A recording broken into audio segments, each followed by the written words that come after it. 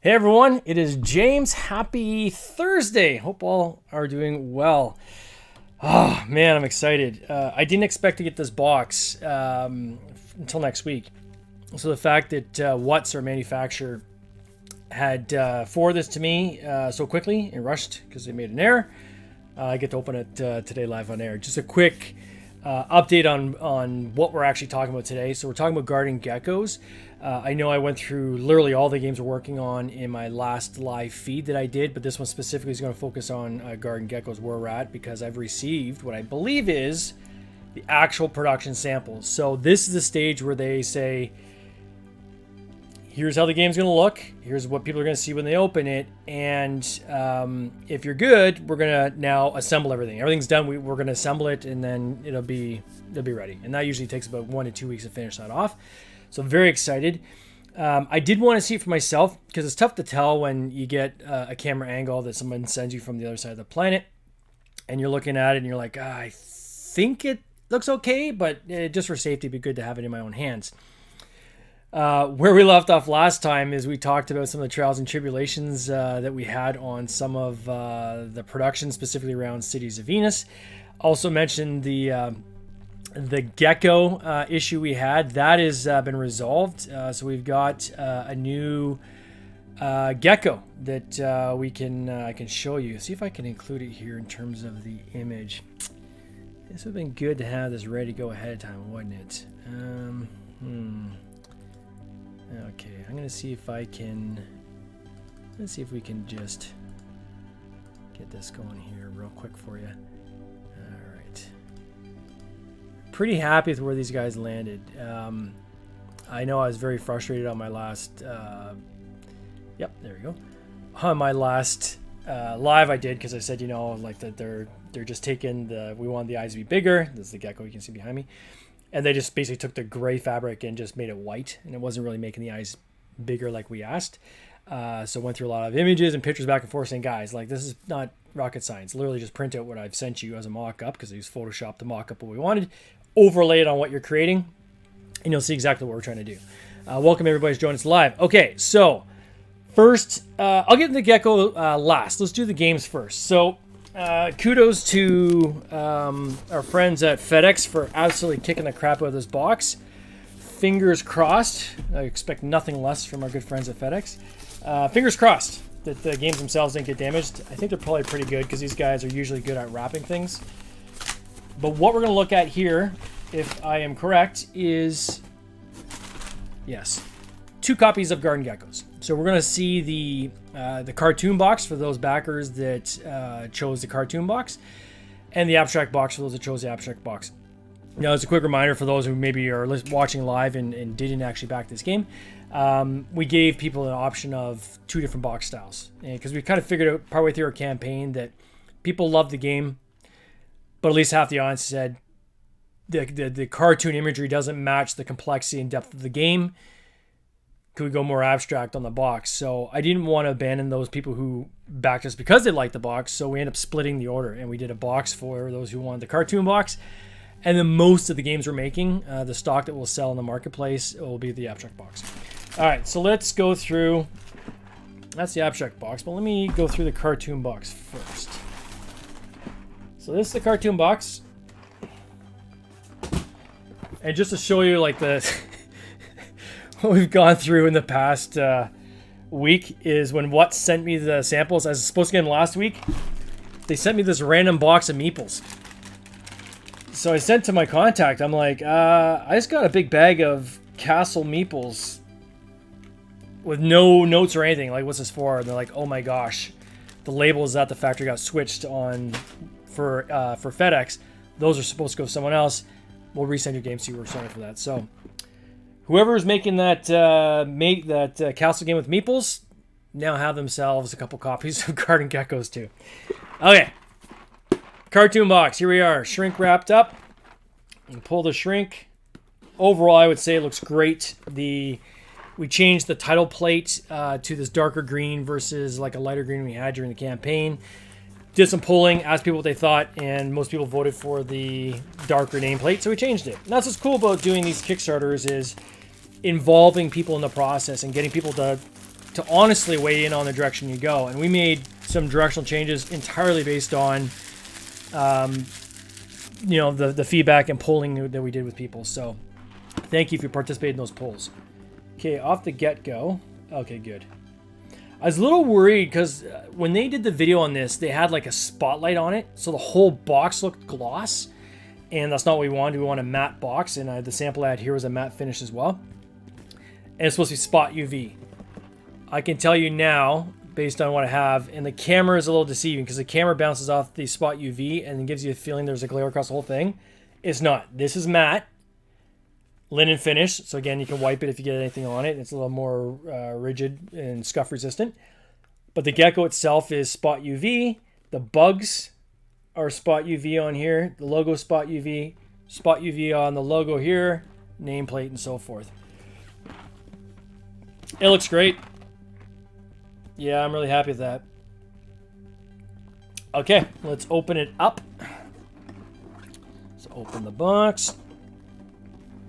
I'll go through the components with one copy because the components on the inside are the same for both, except for the rule book, of course.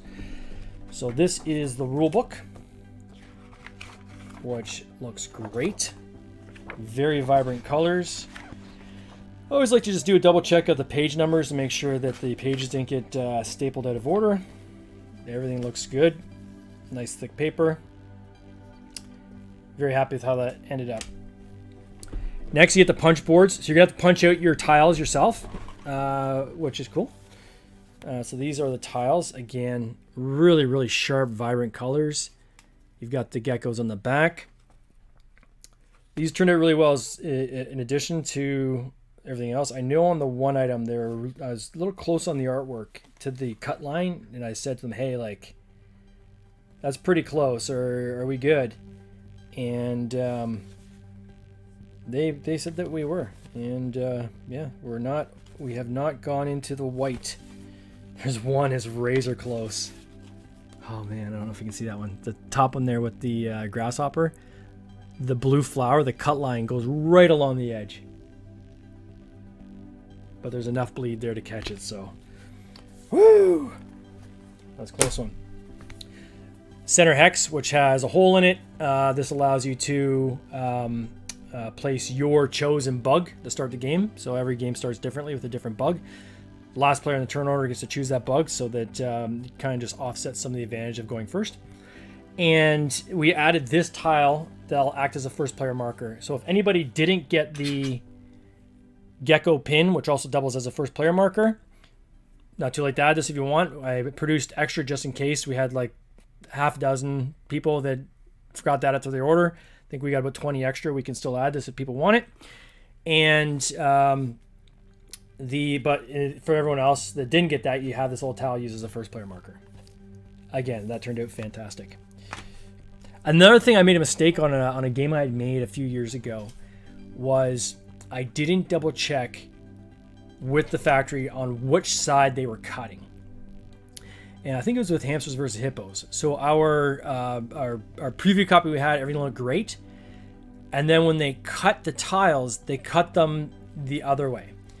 Where what would be the back side, we wanted to have be the rounded side. And when you flip them over, that was the side up that revealed what was under the tile. And we specifically wanted to do that. So as you get wear and tear with the game, you don't have the back side showing distinct chips on the edges that people can say, okay, that tile is this thing and this tile is that thing. And that was something we completely missed out on. So that game, unfortunately, when we do a reprint on that game eventually, we'll have to make sure they switch to the other side and cut. Because when you cut a tile, although you like to think the knives go in perfectly straight down, they don't. There's always a bit of a like a concave on the one edge, or it's like rounded on one edge of the tile of the cut line and it's sharp on the other. Okay, and we got the cards. I'm not going to crack the cards open, but they turned out very good. I know they're linen finished. They look fantastic.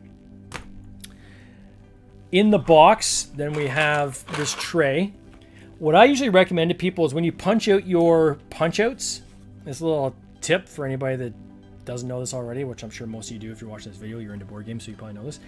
Anytime you get a game that has punch outs, keep the actual punch-out slug, like after you take everything out of it, but keep that cardboard. Take the everything out of the box and put that in the bottom of the box, and then put the tray and everything on top of that. It will keep everything nice and flush to the top of your box when it's packed on your shelf. Otherwise, there's always going to be a gap where those cardboard pieces were during the initial ship. Food for thought. All right, this is something we added that we're really, really happy about, is these thermoform trays to organize. So for the one, literally you pop the lid off and you drop the bugs, you drop it on the table and you're ready to go. So you don't have to like deal with all the little Ziploc bags and so forth. The other one's your geckos. You take out which players you're going to play with and the rest go back in the box. For me, that was really important. I wanted the setup of this to be very, very fast. So, and for those who hadn't seen these meeples, these are very, very nice meeples. We got a lot of great feedback from people on these meeples. They look awesome. That's the ladybug. The moth. I know people say butterfly, but it's actually a moth. We tried to go with things that geckos actually eat, according to Wikipedia anyways. There's a cricket. It's not a cockroach, it's a cricket. I actually like the fly. I don't know why, I just love the fly. It just grew on me. All right, so those are the organization trays. Everything stays nice and packed in the box. Nice and organized. And everything fits in there just all tickety-boo. For those people who order the... one thing we had during our campaign is we created a... by we, it's Kevin Levy, who's a genius. He had created a 3D dispenser for tiles. Where it takes one little elastic, 3D print it, add a little elastic to it, and you can just fire the tiles across the table to people. It's gimmicky, but it's fun as hell. It will fit in the box. But you have to take out the paper insert in order to get it in the box. But that will fit in the box. So anybody decides they want to print that out. If you added that to your order, there's no cost to add it. But you just have to let us know if you want the file.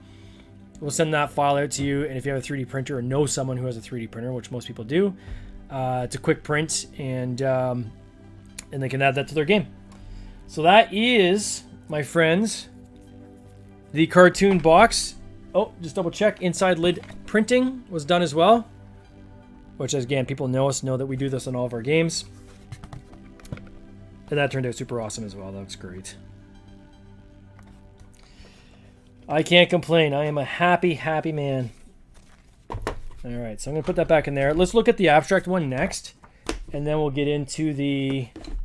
This is going to be very quick. This is a quick stream today. I'm going to go through the two boxes, and then I'll check out. Alright. So the feedback we had during the campaign was, although I think this is adorable, I love it, what I realized is that once I get past the campaign and I have stock I want to sell, whether that be at retail or on Amazon, people are not going to have the benefit of someone explaining to them what this game is about, and they're going to go based on the box. And the fear was that people might look at the box and think this is a kid's game.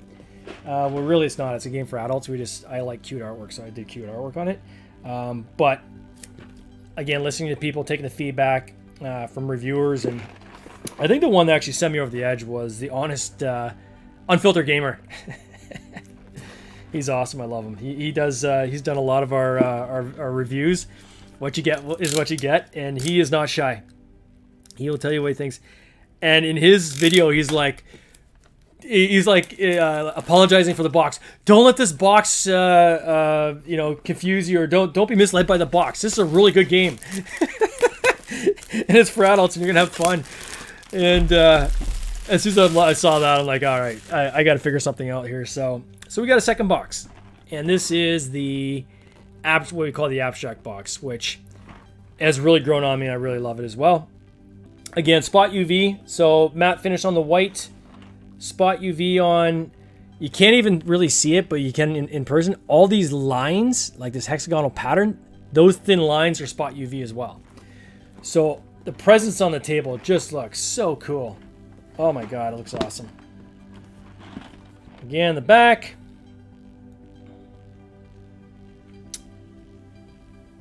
I am very happy. Let's make sure one little thing. Good, good, good. Always double check your UPCs and your final art files. I've made that mistake once before. Put the wrong UPC on the box, so that's not good. All right, so we'll open it up. and see how she looks.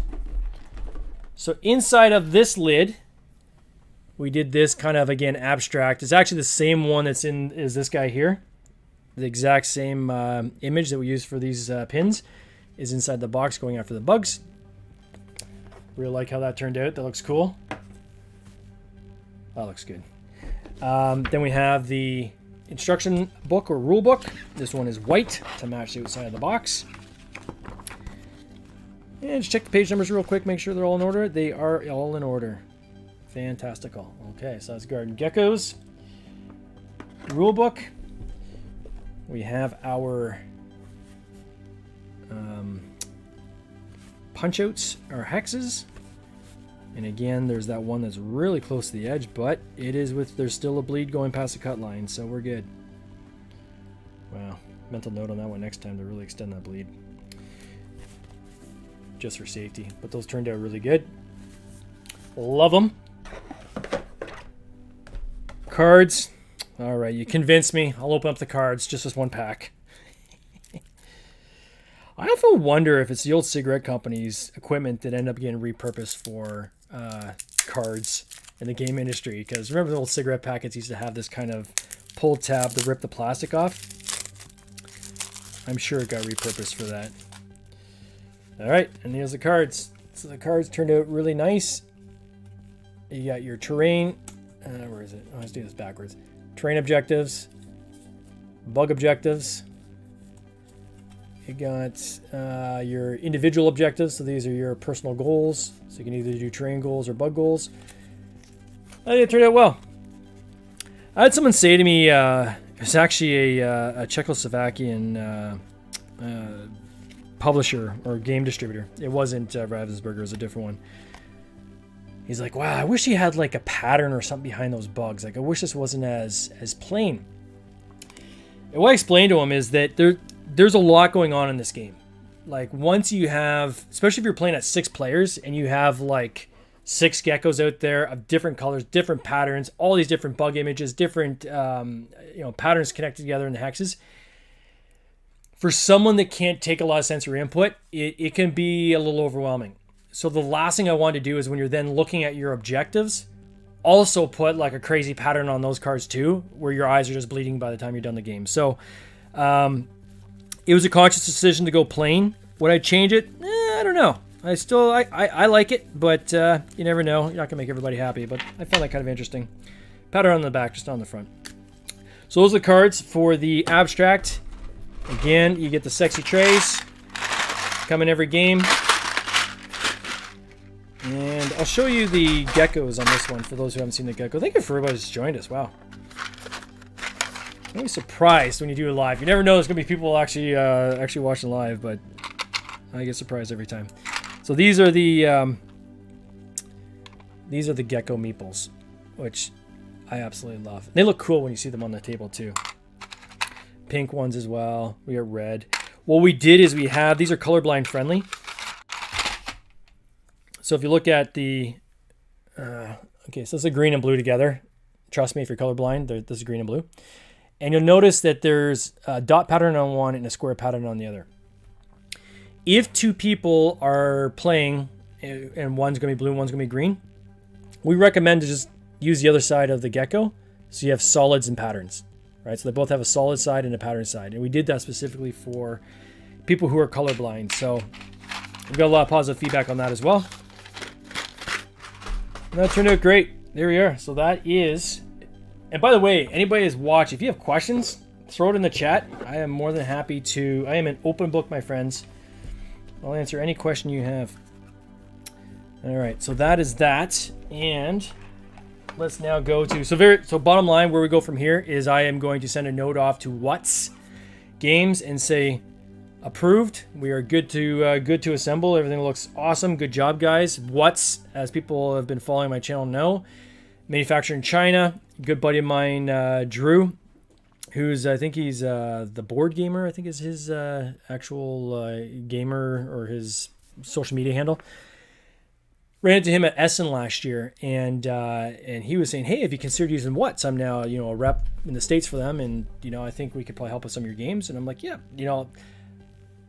at that show I had no stretch, at least 20 manufacturers come to me saying, hey, let us quote on your next game. So for this particular game and every game we've had since, I've had about 14 to 16 manufacturers quote on the games. And I've learned a lot in that process. And I included him. I said, at the very, I can't promise, but I can include you. And let's go from there. And I thought we'd go with a low risk. This game wasn't a high risk for me. I thought, let's see how it goes. Not only was their cost fantastic, but their quality was awesome. Like the prototype they sent, I was like, holy crap. These meeples are like showstoppers when people are walking by looking at it. And he's been like, now he's in my top 3, right? So Long Pack, Watts, now Hopes is on that list as well. Those are kind of my top 3 manufacturers that I prefer to use if I have a choice and if the pricing's right. And he also did Time Splicers as well, which turned out fantastic. So bravo to Watts. Again, great job, Watts, on this. You guys did a great job. All right. Last thing I want to talk about is the Gecko. Oh, this Gecko. So this guy here. So people who saw my last stream is, although he's cute, I love him. He turned out great. We had to ask for larger eyes when we approved these guys. Said, okay, you've got the business because these are just hand stitched prototypes. Eyes got to be bigger. And they said, yeah, no problem. We'll just do that when we go to mass production. Lo and behold, I get the first mass production sample. It looks exactly like this guy. They changed nothing. I'm like, hey guys, here's some images again of what we had asked for. It doesn't quite match. I want the eyes to be much bigger. The side of his mouth, I want to come out a little bit more.